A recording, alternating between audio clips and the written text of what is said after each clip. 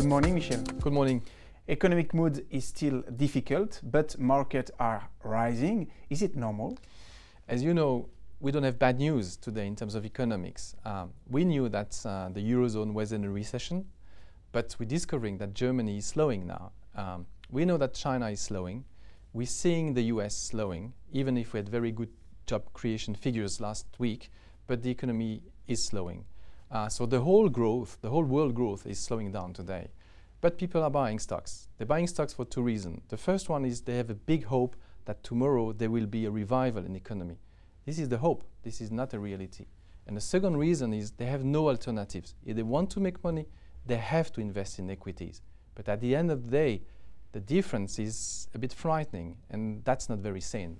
And central banks are also buying equities, and it was not the case in the past.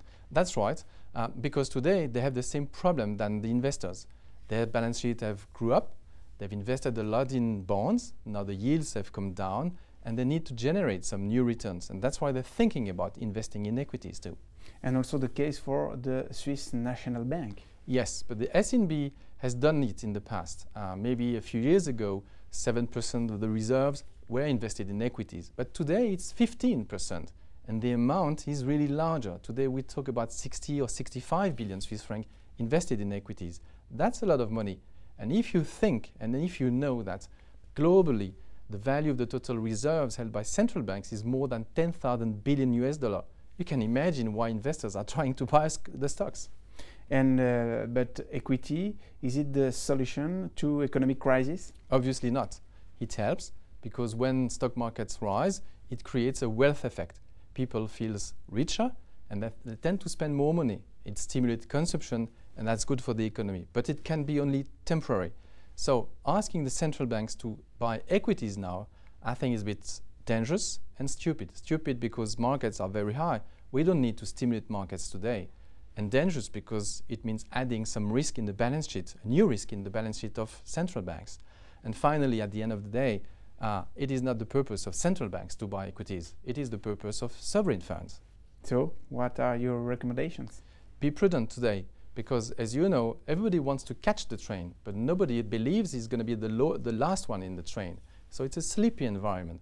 And if you look at the facts, first, valuations are very high in the US back to 2007.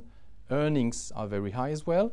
Margins are very high as well, very difficult to anticipate an increase in corporate margins. And finally, margin accounts.